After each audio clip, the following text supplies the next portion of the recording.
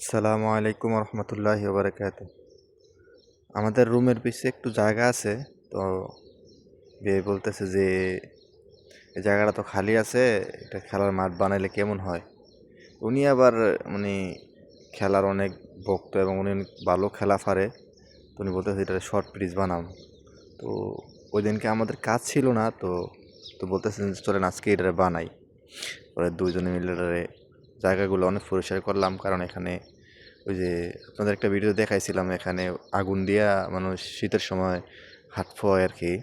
তো ওই জায়গাটা সাফসুফ কইরা একদম পরিষ্কার কইরা আপনার যত কাটা টাটা আছে ওইগুলো সব ফালাই দিছি দিয়া।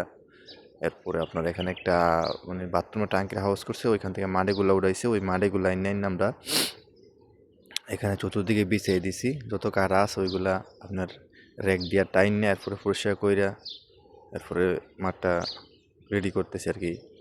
তো ভাই বলতেছে যে এমনি করলে নাকি বলে ফেস সুজ হইব না, তারপর জন্য রশি আনছে, রশি আইনা দুই দিকে মাইপে রশিগুলা বসায় এরপরে পেজটা আগে করতেছি। ভাই বলতেছে পেজটা আগে করলে এরপরে আমাদের মাঠটা সুন্দর হইব। তো বিদেশে বাড়িতে তো ভাই সবসময় কাজ কামি নিয়ে থাকতে হয়, তো ভাই একটু মাঝে মধ্যে বিনোদন করতে হয় আর কি। এই জন্য একটু খেলার মাঠ বানাইলাম, সেই মাঠটা আপনাদের সাথে শেয়ার করলাম। প্রায় আমাদের ঘন্টা দেড় ঘন্টার মতো সময় লাগছে এটা পুরোটা কমপ্লিট করতে। তারপর এটার উপর পেজের উপর ডালাই দিছি। ইনশাল্লাহ আপনাদেরকে আরেকটা ভিডিওর মাধ্যমে পেজটা আমরা কীরকম করলাম বা মাঠটা কতটুকু বানালাম আপনাদেরকে দেখাবো ইনশাল্লাহ।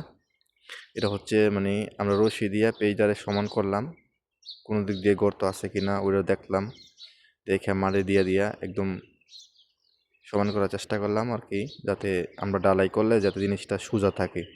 কারণ ডালাই করলে যদি আবার বাঁকা হয়ে যায় তখন আবার খেলা যাইব না। তো যে মাঝে দায়িত্বে আছে হিন্দি হেতে কইতেছে তোরা এটা কি করতেছস। আর আমি কই দেখ এটা মাঠ বানাইতেছি, তুই না আইতেলে তোর 50 টাকা টিকিট লাগবো। তো এই করে মতরাজা করতেছে আর কি, বালা টালো দিয়া এটার উপরে এটার পুরোটা সমান করতেছে যাতে উসকুস কোন দিক দিয়ে আছে এটা বোঝা যায়। যদিও এত সুন্দর পেজ আমরা বানাইতে পারবো না, কারণ পেজ কখনো এরকমভাবে বাইরে বিদেশের মাটিতে বানাই নাই, এই প্রথম। তো যাদের কাছে ভিডিওটা ভালো লাগবে অবশ্যই শেয়ার করবেন। ধন্যবাদ সবাইকে, ভালো থাকবেন, আল্লাহ হাফেজ।